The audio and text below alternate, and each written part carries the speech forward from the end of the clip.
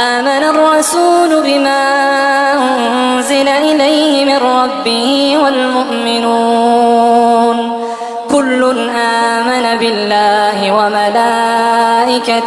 وكتبه ورسله لا نفرق بين أحد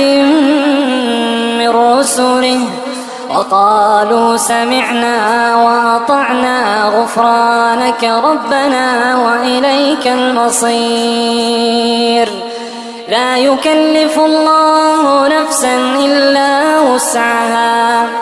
لا يكلف الله نفسا إلا وسعها